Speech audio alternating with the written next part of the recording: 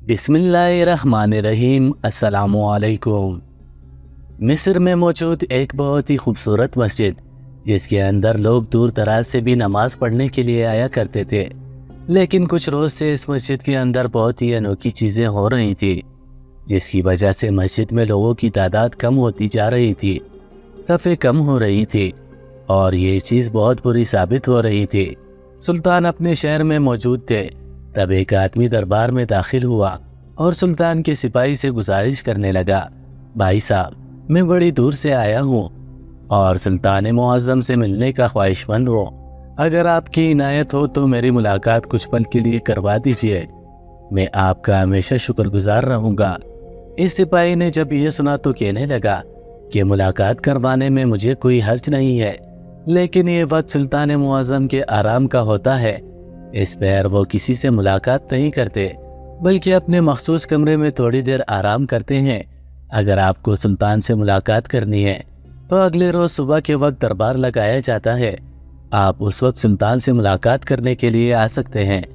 اس آدمی نے جب یہ سنا تو ایک بار پھر منت کرنے والے انداز میں کہنے لگا، میں آپ سے گزارش کر رہا ہوں، آپ ایک بار سلطان کے پاس جا کر میری درخواست تو رکھیں کہ مصر سے کوئی شخص ان سے ملاقات کرنے کے لیے آیا ہے اور بہت ہی ضروری پیغام پہنچانا ہے۔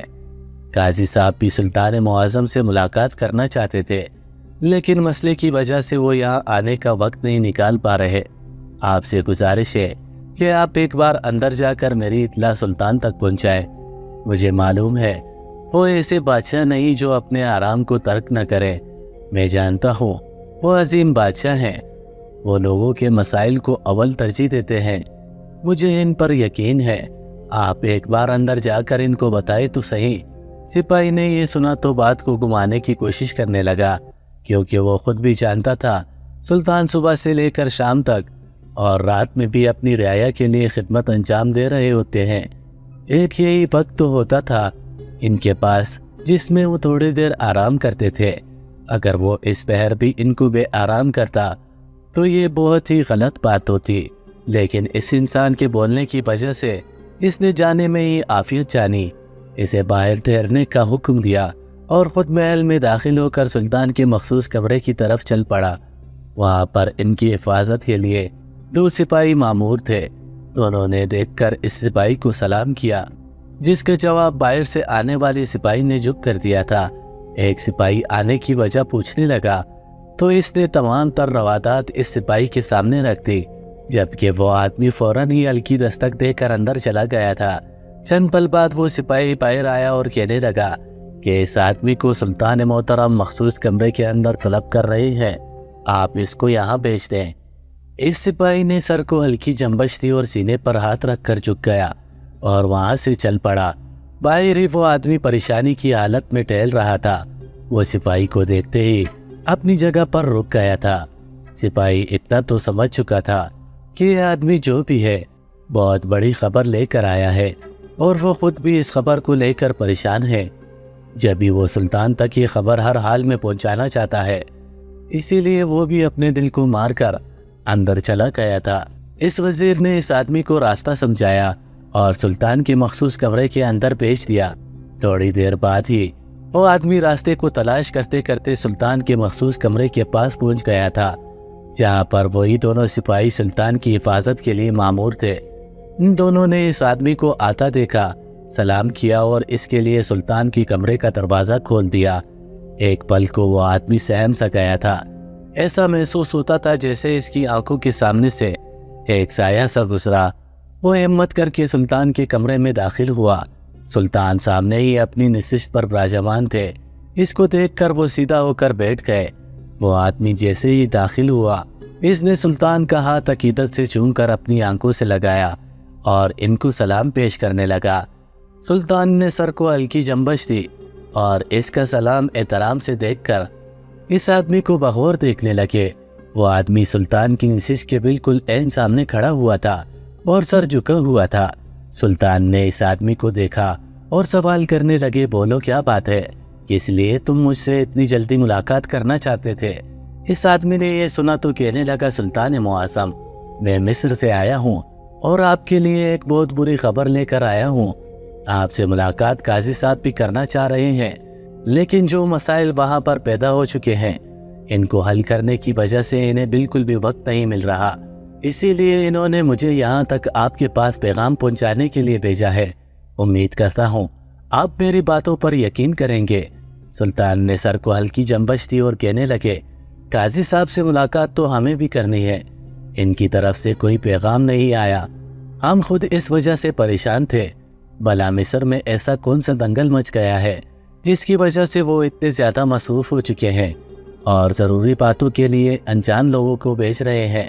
وہ یہ بول کر خاموش ہوئے اور کچھ دیر بعد بولے، بولو کیا بات ہے؟ اس آدمی نے یہ سنا تو کہنے لگا، سلطان محترم، میں انجان آدمی نہیں ہوں بلکہ قاضی صاحب کا ایک بہت ہی اہم آدمی، ان کے لیے میں کام کرتا ہوں اور اندر کی خبریں ان تک پہنچاتا ہوں۔ دراصل مصر میں موجود وہ بڑی مسجد جو سب کے لیے بہت ہی اہمیت کی حامل ہے اور بہت خوبصورت بنائی گئی ہے، اس مسجد میں بہت ہی انوکھی چیزیں ہو رہی ہیں، اس کی وجہ سے مصر کے بہت سے لوگ پریشان ہیں اور قاضی صاحب کے پاس شکایتوں کے انبار لگ چکے ہیں۔ ہم لوگوں کو سمجھ نہیں آ رہا کہ اس مسئلے پر کیسے قابو پائیں۔ انہوں نے یہ سنا تو پریشانی سے کہنے لگے، کیا ہوا ہے مسجد میں؟ سب خیر تو ہے؟ ہماری مسجد ٹھیک ہے نا؟ ان کے لہجے کی فکر یہ بات بتانے کے لیے کافی تھی کہ وہ مسجدوں کو لے کر کتنے زیادہ حساس ہیں۔ وہ آدمی سلطان کی طرف دیکھتے ہوئے کہنے لگا، سلطان معظم، چند روز سے بہت ہی عجیب واقعے مسجد میں پیش آ رہے ہیں۔ آپ اس بات سے تو واقف ہی ہیں کہ وہ مسجد کتنی خوبصورت اور بڑی ہے۔ اس مسجد میں نماز پڑھنے کے لیے دور دراز سے لوگ بھی آتے ہیں، اور جو لوگ مصر شہر کو گھومنے کے لیے آتے ہیں وہ بھی زیادہ تر اپنے وقت اس مسجد میں ہی گزارتے ہیں۔ دراصل اس مسجد میں جو بھی نماز پڑھ رہا ہے اس کی موت واقع ہو رہی ہے، اور یہ چیز کافی وقت سے ہو رہی ہے، لیکن اس پر غور اب کیا جا رہا ہے۔ سلطان نے یہ سنا تو کہنے لگے، آپ لوگ کس طرح کی باتیں سوچتے جا رہے ہیں؟ یہ تو ایک عام بات ہے، موت تو سب پر لاحق ہے اور کبھی بھی کسی بھی وقت آ سکتی ہے، اور اگر انسان مسجد میں مر رہے ہیں تو یہ تو بہت ہی باعث شرف کی بات ہے کہ ان کو اتنی پاکیزہ موت نصیب ہو رہی ہے۔ ایسی موت کے لیے تو لوگ ترستے ہیں۔ سلطان اپنے طور پر بالکل ٹھیک بات بول رہے تھے، لیکن اگلی بات وہ اس آدمی کی سن کر حیران و پریشان رہ گئے تھے۔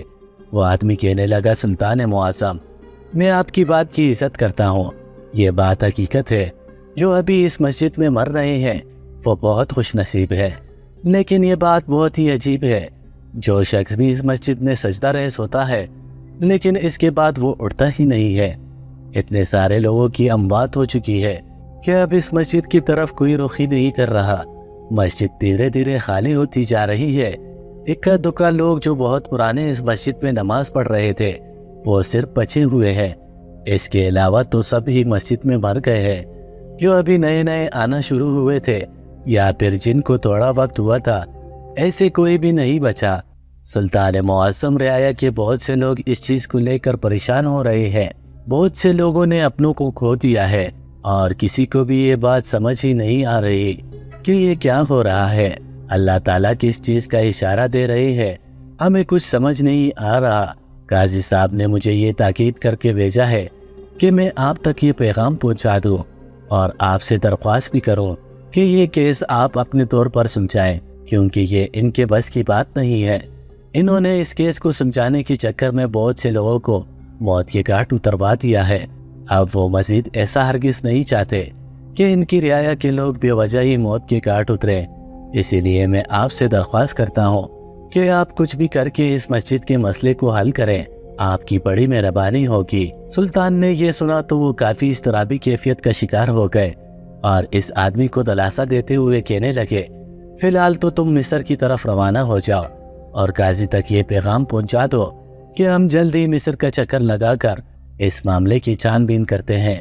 تم لوگ بے فکر رہو، ہم ہر حال میں اس مسئلے کو حل کر کے ہی دم لیں گے، اور اللہ کے گھر دیر ہے اندھیر نہیں، یقیناً کوئی تو مسئلہ وہاں پر ایسا ہو رہا ہے جس کی وجہ سے اللہ تعالیٰ اپنے عذاب نازل کر کے لوگوں کو موت کی گھاٹ اتار رہے ہیں۔ یقیناً کچھ تو ایسا ہے جو سب کی آنکھوں سے مخفی ہے، لیکن تم سب بے فکر ہو جاؤ، میں ہر حال میں وہاں آ کر اس مسئلے کو حل کروں گا اور اس مشکل سے نکال دوں گا۔ ہمارے لیے ہماری تمام مسجدیں کافی اہمیت کی حامل ہیں، اور یہ مسجد تو ہمارے دل کی بہت ہی قریب ہے۔ ہم وہاں پر ایسا کچھ نہیں ہونے دیں گے جس سے وہاں پر لوگ آنا جانا بند کر دیں۔ مسجد وہی اچھی لگتی ہے جس میں لوگ آتے جاتے رہتے ہیں۔ وہ مسجد بالکل بھی اچھی نہیں لگتی، بلکہ ویرانی سی محسوس ہوتی ہے جہاں پر کوئی آتا ہی نہ ہو۔ اللہ کا گھر تو ہمیشہ ہی کھلا رہنا چاہیے۔ وہ آدمی بھی سلطان کی بات سن کر تائیدی انداز میں سر ہلانے لگا، جبکہ سلطان کے بولنے پر سر جھکا کر وہاں سے لوٹ گیا تھا، جبکہ وہ خود اب ایک گہری سوچ میں مبتلا ہو چکے تھے۔ انہیں سمجھ نہیں آ رہا تھا کہ ایسے کیسے ہو سکتا ہے۔ سجدے کی حالت میں جانے کے بعد موت ہونا تو باعث شرف کی بات ہے، تو پھر یہ لوگ اتنا زیادہ وویلا کیوں مچا رہے تھے؟ لیکن ان سب چیزوں میں ایک سوچنے کی بات یہ بھی تھی کہ ہر اس انسان کی موت ہوتی جا رہی تھی جو اس مسجد میں سجدے کی حالت میں ہوتا تھا۔ ایسا کر کے تو بہت سی اموات ہو چکی تھی، اور یہ کافی پریشانی والی بات تھی کیونکہ اتنے سارے لوگ اپنے عزیز کھوتے جا رہے تھے، اور سلطان ایسا نہیں چاہتے تھے۔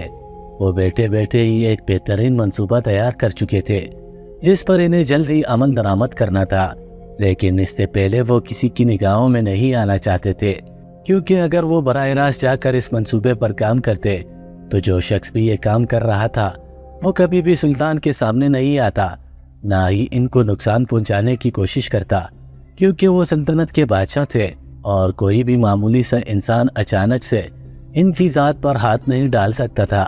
اسی لیے سلطان نے سوچا کہ وہ مصر میں بیس بدل کر جائیں گے تاکہ کسی کو بھی یہ بات معلوم نہ ہو سکے کہ سلطان مصر اس مسئلے کی وجہ سے آئے ہوئے ہیں، اور اس طرح سے وہ مجرم بھی آسانی سے پکڑا جائے جو بے وجہ ہی لوگوں کے دل میں خوف بٹھا رہا تھا۔ رات ہوتے ہی سلطان نے اپنے وزیر کو بھی تمام تر روادات سے آگاہ کر دیا تھا، اور ان کو بھی ساتھ چلنے کا حکم دیا تھا، جس کو سن کر انہوں نے خوش دلی سے سر جھکا دیا تھا، کیونکہ وہ تو چاہتا ہی تھا کہ کبھی بھی سلطان اس کی آنکھوں سے دور نہ ہو، بلکہ وہ ہمیشہ ان کے ساتھ ساتھ رہے۔ سلطان اور ان کا خاص وزیر رات کے آخری پہر محل سے روانہ ہوئے تھے۔ انہوں نے ایک بار اپنی زوجہ سے ملاقات کی، اور اس کے بعد وہ اپنے وزیر کے ساتھ گھوڑے پر سوار ہو کر مصر کی طرف روانہ ہو گئے تھے۔ ان کی مسافت کافی طویل تھی، اسی لیے انہیں وہاں پہنچنے میں دوپہر ہو گئی تھی۔ سر پر سورج ہونے کی وجہ سے گرمی سے برا حال تھا، پسینوں کی وجہ سے جسم شرابرو ہو رہا تھا، لیکن سلطان سب چیزوں سے لاپرواہ اس مسجد کے قریب پہنچنا چاہتے تھے۔ وہ ایک پل بھی آرام کی غرض سے بیچ راستے میں نہیں رکے تھے، لیکن اب وزیر کی حالت کافی خراب ہو گئی تھی۔ سلطان تو کافی باہمت شخص تھے، ان کے لیے ساری چیزیں کافی آسان تھی، لیکن وزیر ایک معمولی انسان تھا، اس میں اتنا زیادہ سہنے کی ہمت مزید نہیں تھی۔ اسی لیے اس نے سلطان سے ڈرتے ڈرتے کہا کہ سلطان معظم، اگر آپ چاہیں تو ہم لوگ تھوڑی دیر کے لیے یہاں پر ٹھہر جاتے ہیں۔ مجھے اپنی طبیعت اب کافی ناساز معلوم ہو رہی ہے۔ مزید اگر گھوڑے پر سواری کی تو میں مسجد پہنچنے سے پہلے ہی اس دنیا پانی سے کوچ کر جاؤں گا۔ آپ کی بڑی مہربانی ہوگی، تھوڑی دیر کے لیے رک جائیں۔ وزیر کی درد سے چور آواز سن کر سلطان نے اپنی گھوڑے کی لگام کو کھینچا تھا، جس کے باعث گھوڑا دو پاؤں پر اٹھ کر وہیں پر ٹھہر گیا تھا۔ سلطان اپنے گھوڑے سے اتر چکے تھے، جبکہ وزیر بھی سکھ کا سانس لے کر ایک درخت کے سائے تلے بیٹھ گیا تھا۔ سلطان کی نگاہیں چاروں طرف گھوم رہی تھی، وہ ایک ایک منظر کو اپنی آنکھوں میں نقش کر رہے تھے۔ ان کو مصر شہر بہت پسند تھا، یہاں کے لوگوں کا انداز اخلاق، سب چیزیں ان کو بہت پسند تھی۔ سب سے زیادہ ان کو یہاں کی وہ بڑی مسجد پسند تھی جہاں پر لوگوں کی اموات ہو رہی تھی۔ وہ جب بھی مصر کے کسی کام سے آتے تھے تو لازماً اپنی تمام نمازیں اس مسجد میں ہی پڑھا کرتے تھے۔ ابھی بھی وہ اس مسجد کے بارے میں ہی سوچتے جا رہے تھے۔ انہوں نے تھوڑی دیر کے وقفے کے بعد ایک بار پھر اپنا سفر شروع کیا تھا، اور اس بار ان دونوں کے گھوڑوں کی رفتار کافی تیز تھی۔ سلطان سرپٹ اپنے گھوڑے کو دوڑاتے جا رہے تھے۔ ان کا رخ پہلے قاضی کی دربار کی طرف تھا، لیکن انہوں نے فی الحال کے لیے قاضی کو چھوڑ کر مسجد کی طرف ہی روانگی کی تھی۔ تقریباً کچھ دیر بعد وہ لوگ مسجد کے قریب پہنچ گئے تھے، اور وہاں جاتے ہی سلطان کو ایک بہت بڑا جھٹکا لگا تھا، جس کی وجہ سے ان کی آنکھیں پٹی کی پٹی رہ گئی تھی۔ ظہر کی نماز کا وقت ہو رہا تھا، لیکن مسجد بالکل ویران تھی، کوئی بھی وہاں پر موجود نہیں تھا۔ بس مؤذن اذان دے کر جا چکا تھا، یعنی مؤذن نے بھی اس مسجد کے اندر نماز نہیں پڑھی تھی۔ یہ دیکھ کر سلطان کے قدموں تلے زمین نکل گئی تھی کہ ایسی نوبت آ گئی ہے کہ مؤذن بھی اب اس مسجد میں نماز پڑھنے سے گھبرا رہا ہے۔ ان کے دل میں ایک درد کی ٹھیس اٹھی تھی، یعنی مسلمان اپنی موت کو لے کر اتنا زیادہ ڈر گئے تھے کہ وہ اللہ کے دربار میں آنا اب خطرہ محسوس کر رہے تھے۔ یہ سوچتے ہی انہیں بے حد افسوس ہوا تھا۔ وزیر نے بھی حیران ہو کر اس اجاڑ اور ویران مسجد کو دیکھا تھا، جہاں پر کچھ روز پہلے ایک جہاں آباد تھا۔ اتنی چہل پہل اس مسجد میں تھی جتنی کسی بھی مسجد میں نہیں ہوا کرتی تھی۔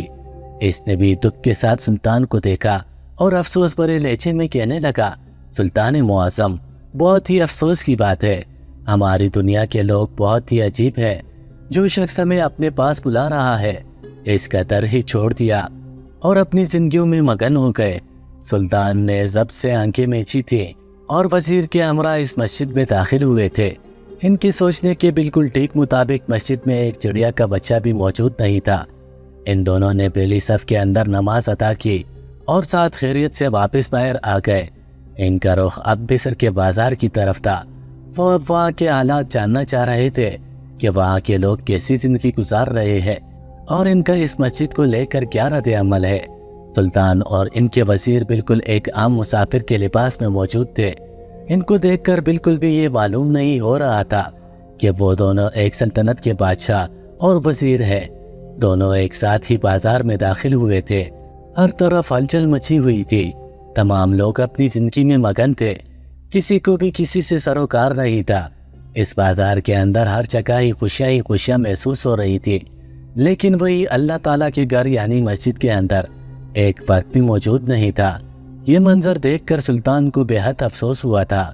انہوں نے ایک بزرگ جس کے سر پر امامہ تھا اور داڑھی بھی کافی بڑی تھی، سلطان کو وہ آدمی اس کے لباس سے کافی دیندار لگ رہا تھا۔ اس کے ماتھے پر ایک نماز کا نشان بھی تھا، جو اس بات کی گواہی تھی کہ وہ آدمی ایک نماز بھی نہیں چھوڑتا ہے۔ سلطان نے اپنے قدم اس آدمی کی ریڑھی کے پاس بڑھائے۔ وہاں جا کر سلطان نے ادب سے سلام کیا اور اس آدمی سے اس کے سامان کے بارے میں پوچھنے لگے، جبکہ وہ آدمی ایک دکاندار والے لب و لہجے میں سلطان سے بات چیت کرنے لگا اور اپنی چیزوں کے بارے میں بتانے لگا۔ سلطان نے ایک نظر وزیر کو دیکھا اور باتوں ہی باتوں میں کہنے لگے، بہت ہی خوشی کی بات ہے کہ آپ ایک نماز بھی نہیں چھوڑتے۔ آپ کے ماتھے پر یہ نماز کا نشان اس بات کی گواہی ہے کہ آپ کافی دیندار اور نیک شخص ہیں۔ ویسے آپ مصر کی کون سی مسجد میں زیادہ تر نماز پڑھنا پسند کرتے ہیں؟ اس آدمی نے مسکرا کر سلطان کو دیکھا اور کہنے لگا، ویسے تو بھائی میں اس مصر کی سب سے خوبصورت اور بڑی مسجد میں روزانہ نماز پڑھنا پسند کرتا ہوں۔ وہ میرے دل کی بہت قریب ہے۔ میں ہمیشہ فجر سے لے کر عشاء تک وہیں پر نماز پڑھا کرتا تھا، لیکن جب سے آپ تو جانتے ہیں کہ اس مسجد میں ایک عجیب حادثہ ہو رہا ہے، جو بھی اس مسجد میں نماز پڑھ رہا ہے وہ زندگی کی بازی ہارتا جا رہا ہے۔ بس اسی کے خوف کی وجہ سے میں اس مسجد میں نہیں جاتا، اب گھر پر ہی نماز پڑھتا ہوں۔ سلطان نے ضبط سے آنکھیں میچی اور ایک بار پھر سوال کرنے لگے، آپ کے علاوہ اور لوگ بھی کیا ایسا کرتے ہیں؟ وہ آدمی سر اس بات میں ہلاتے ہوئے کہنے لگا، جی بھائی صاحب، یہاں پر ہم معمولی انسان ہی کیا بلکہ یہاں کے قاضی صاحب اور مؤذن بھی ایسا ہی کرتے ہیں۔ اس مسجد میں زیادہ تر لوگ فجر کے وقت نماز پڑھنے جایا کرتے ہیں، کیونکہ بس فجر کے وقت ہی وہاں پر اموات نہیں ہوتی ہیں، لیکن اس کے علاوہ وہاں پر جو بھی سجدہ کرتا ہے وہ زندہ کھڑا نہیں ہو پاتا۔ سلطان نے سنا تو اس آدمی کو بتانے لگے کہ بھائی میں اور میرا دوست ہم دونوں ابھی ظہر کی نماز اس مسجد میں ہی ادا کر کے آ رہے ہیں، لیکن دیکھو ہم تو بالکل صحتیاب ہیں۔ سلطان نے یہ بات کافی بلند آواز میں کہی تھی تاکہ آس پڑوس کے دکاندار فوراً ہی سلطان کی طرف متوجہ ہو جائیں، جبکہ سلطان یہ بات دعوے سے کہنے لگے تھے کہ جب سبھی حیرت کا شکار تھے اور کچھ نے تو اس بات کو ماننے سے انکار کر دیا تھا۔ سب کا یہی کہنا تھا کہ یہ آدمی جھوٹ بول رہا ہے، ایسا ہو ہی نہیں سکتا، کیونکہ اب تک جس نے بھی ظہر، عصر، مغرب اور عشاء کی نماز وہاں پر پڑھی تھی وہ اپنی زندگی کی بازی ہار گئے تھے۔ بہت کم خوش نصیب ایسے تھے جو مرنے سے بچ گئے تھے۔ سلطان نے تھوڑی دیر وہاں پر گشت کیا اور لوگوں کے حالات جانتے رہے، اور اس کے بعد انہوں نے اپنا رخ قاضی کے دربار میں کیا تھا۔ वहाँ पर भी एक लंबी कतार लगी हुई थी। काजी साहब अपने तख्त पर विराजमान लोगों की मसाइल काफ़ी समझदारी से हल कर रहे थे। ये इस दरबार का कोई चौथा या पांचवा काजी था जिसको सुल्तान ने तब्दील करवाया था, क्योंकि अब तक वो जितने भी काजी इस तख्त पर बिठा चुके थे वो अपनी जगह संभालने के लायक ही नहीं थे। इसीलिए सुल्तान इन सब को मुअत्तल करके कालकोठरी में बंद कर देते थे ताकि वो आगे ऐसी कोई कोताही न करें जिसकी वजह से इनकी रियाया के लोग मुसीबत में जब अपने हुक्मरान के पास जाए तो वो हर हाल में इसकी मदद करे, ना कि इनको दरबार में दाखिल ही ना होने दे। इस काजी के आने से पहले जितने भी काजी इस तख्त पर बैठे थे सभी बेईमान थे, जबकि ये काजी काफ़ी ईमानदार मालूम हो रहा था। सुल्तान ने थोड़ी देर दरबार में खड़े होकर इस काजी के तौर तरीके देखे थे और इसके बाद इन्होंने अपना रुख मिस्र की गलियों की तरफ कर लिया था। वो सारा दिन मिस्र का ही गश्त करते रहे। सुल्तान का एक बहुत ही मखसूस हुजरा यहाँ पर भी बनाया गया था जहाँ पर वो अपनी अक्सर रातें गुजारा करते थे जबकि वो किसी काम के सिलसिले में मिस्र आते थे। इन्होंने बाकी की नमाजें वहीं पर अदा की थी और इसके बाद इनका रुख अपने सबसे अहम शख्स की तरफ हो गया था। मिस्र के अंदर इनका एक खास मुअज़्ज़िज़ बुजुर्ग रहते थे जिनसे वो हमेशा मुलाकात करके ही लौटते थे। इनका कोई मखसूस ठिकाना नहीं होता था, लेकिन एक कुदरती तौर पर सुल्तान की इनसे मुलाकात हो जाती थी। वो न जाने कौन थे, सुल्तान कभी इन्हें पहचान नहीं पाते थे। इनके चेहरे पर एक अलग ही नूर होता था जिसको देखकर वो फौरन ही अपनी नजरें झुका लेते थे।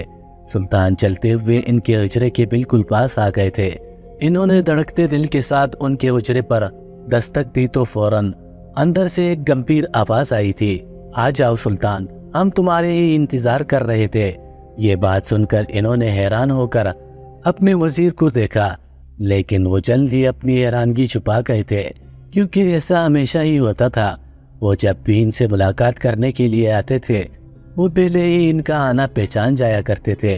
इन्होंने अंदर आते ही इन बुजुर्ग के हाथ को हकीकत से चूमकर अपनी आंखों से लगाया और इनके पास ही जमीन पर बैठ गए।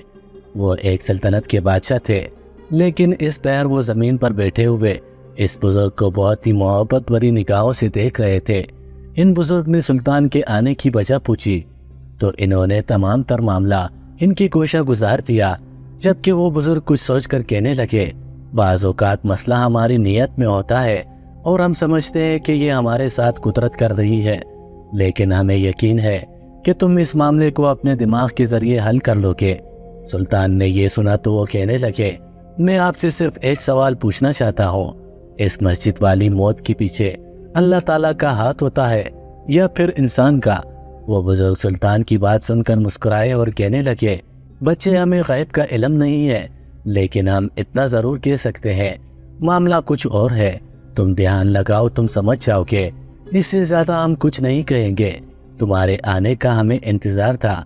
हमें मालूम था कि तुमसे हमारी मुलाकात जल्दी होने वाली है, इसीलिए हम तुम्हारे इंतज़ार में यही ठहर गए कि तुमसे मुलाकात करके ही हम यहाँ से जाएंगे।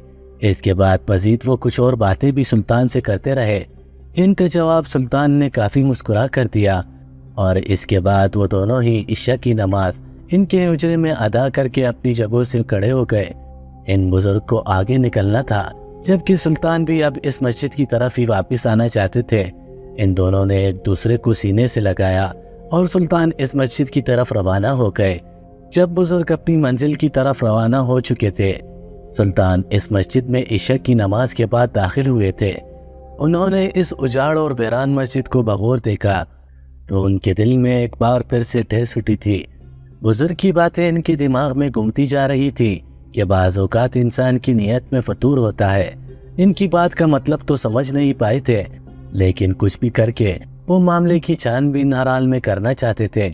इन्होंने अपने वजीर के हमरा पूरी मस्जिद को छानबीन कर ली थी, लेकिन कोई भी ऐसा सुराग इनके हाथ नहीं लगा था जिससे ये बात साबित होती कि कौन है वो शख्स जो ये काम कर रहा है। इन्होंने वहीं पर अपनी रात गुजारी थी। सारी रात इनकी बेचैनी ही गुजरी थी। इन्हें अजीब सी बेचैनी ने आ घेरा था। ऐसा कभी नहीं हुआ था। अक्सर वो इस मस्जिद में ही ठहरते थे, लेकिन इन्हें बहुत पुरसकून नींद आती थी। लेकिन आज की रात इन्हें बिल्कुल भी पुरसकून नींद नहीं आई थी, बल्कि एक अजीब सी बेचैनी थी। इनका दिल भी बहुत घबरा रहा था اچانک ہی ان کی نگاہ مین دروازے کی طرف اٹھی۔ انہیں ایسا گمان ہوا جیسے کوئی دوشیزہ مسجد میں داخل ہوئی ہو۔ وہ ساختہ اپنی جگہ سے اٹھ کر وہاں پہنچے تھے، لیکن وہاں کوئی موجود نہیں تھا۔ انہوں نے سر جھٹکا، شاید نیند میں ہونے کی وجہ سے انہیں وہم ہوا تھا۔ فجر کی اذان جیسے ہی مؤذن نے دی تو ان کی آنکھ کھل گئی تھی۔ انہوں نے چاروں طرف گھوم کر دیکھا تو اس آدمی کے کہنے کے بالکل ٹھیک مطابق کچھ لوگ اس مسجد میں نماز ادا کرنے کے لیے آئے ہوئے تھے۔ مؤذن بھی وہیں پر نماز ادا کر رہا تھا۔ سلطان نے اپنے وزیر کے ہمراہ وہاں پر نماز ادا کی۔ جیسے ہی انہوں نے سلام پھیر کر پیچھے کی طرف دیکھا تو 3 افراد اپنی زندگی کی بازی ہار کر وہیں پر ڈیر ہو چکے تھے۔ سلطان اور ان کے وزیر بے ساختہ ان آدمیوں کی طرف بڑھے تھے، لیکن کوئی بھی ایسا سراغ ان کے ہاتھ نہیں لگا تھا۔ اچانک ہی سلطان کچھ سوچ کر پیچھے ہوئے تو انہیں ایسا محسوس ہوا جیسے یہاں پر کچھ تختہ سا ہے، کچھ لکڑی کا ڈھکن جیسا ہو۔ انہوں نے بے ساختہ مسجد میں بچھے ہوئے قالین کو ہٹایا تھا۔ مؤذن اور کچھ افراد جو اس آدمی کو بغور دیکھ رہے تھے، وہ سب اب سلطان کی طرف متوجہ ہو چکے تھے۔ سلطان کو ایسے کرنے سے کوئی روکتا، لیکن اس سے پہلے ہی سلطان کو فرش بہت کچا محسوس ہوا تھا۔ انہوں نے اپنے ہاتھ کی مدد سے وہ فرش توڑنا چاہا تو یکدم ہی وہ فرش ٹوٹ گیا اور ایک گفا سی ان کے آنکھوں کے سامنے آئی تھی۔ وہ حیران ہوئے کہ مسجد کے اندر ایسی گفا، جبکہ انہوں نے فوراً ہی اپنے وزیر کو حکم دیا تھا کہ مزید فرش کو بھی توڑا جائے، اور جیسے ہی فرش کو توڑا گیا تھا تو سلطان یہ منظر دیکھ کر حیران رہ گئے تھے کہ سب فرش کے نیچے ایک گفا سی تھی۔ اور جیسے ہی سلطان نے اندر جھانکنے کی کوشش کی تو ایک لڑکی سلطان کو اپنی طرف مائل کرنے کی کوشش کر کے انہیں خاموش رہنے کا حکم دے رہی تھی۔ اس سے پہلے ہی سلطان نے اپنی تلوار نکالی تھی اور اس لڑکی کی گردن پر پھیر کر اس کو موت کی گھاٹ اتار دیا تھا۔ اور جیسے جیسے وہ گفا کھولی گئی تھی، اس کے اندر خوبصورت ترین لڑکیاں موجود تھی۔ سلطان نے تمام لڑکیوں کو ایک قطار میں کھڑا کر دیا تھا اور ان سے جواب سوال کیا گیا تو ان میں سے سب سے بڑی لڑکی نے بتایا کہ وہ لوگ ان چھوٹے چھوٹے گڈھوں میں چھپے ہوتی ہیں، اور جب مسلمان سجدہ کرتے ہیں تو وہ ان کو ایک ایسی زہریلی جڑی بوٹی سونگھاتی ہے کہ اس کے بعد وہ زندگی کی بازی ہار کر دنیا فانی سے کوچ کر جاتے ہیں۔ اور ان سے جب یہ سوال پوچھا گیا کہ وہ یہ کام کیوں کر رہی ہے تو انہوں نے بتایا کہ یہ کام ایک منصوبے کے تحت کیا جاتا ہے تاکہ مسلمانوں کی اکثریت کم ہوتی چلی جائے، کیونکہ دین کی جو سمجھ مسلمانوں میں آتی جا رہی ہے وہ ختم ہو جائے۔ اس مسجد میں آئے دن مسلمانوں کی بھیڑ لگی ہوتی ہے، اسی لیے یہ کام کافی چھپ کر کیا گیا تھا اور نیچے ایسے کھڈے بنائے گئے تھے، اور اس کے بعد ہمیں وہاں پر بٹھا دیا گیا تھا۔ فجر کے وقت ہم اکثر اوقات سو جاتے ہیں، لیکن جو جاگا ہوا ہوتا ہے وہ یہ کام کر کے اس انسان کو ختم کر دیتا ہے۔ وہ لڑکیاں تعداد میں کافی ساری تھی۔ سلطان نے تمام لڑکیوں کو سر قلم کرنے کا حکم دیا تھا، اور جس انسان نے اس کام کے لیے کہا تھا اس تک بھی یہ پیغام پہنچا دیا تھا کہ جلد یا بدیر تمہیں اس دنیا سے ہم خود اپنے ہاتھوں سے ختم کریں گے۔ جبکہ وہاں کے مسلمان بھائی حیران رہ گئے تھے کہ اتنی سمجھ کے ساتھ انہوں نے یہ مسئلہ کیسے حل کر دیا۔ کتنے لوگ اب تک ختم ہو چکے تھے، لیکن کسی کو بھی یہ بات سمجھ ہی نہیں آئی تھی کہ قالین کے نیچے بھی کچھ ہو سکتا ہے۔ لیکن جب سلطان نے اپنا تعارف ان سب کے سامنے کروایا تو تمام لوگ ہی گھٹنوں کے بل بیٹھ کر سلطان کے نام کے نعرے لگانے لگے تھے۔ مزید ایسی سبق آموز واقعات اور کہانیوں کے لیے ہمارے چینل کو ضرور سبسکرائب کریں۔ اللہ حافظ۔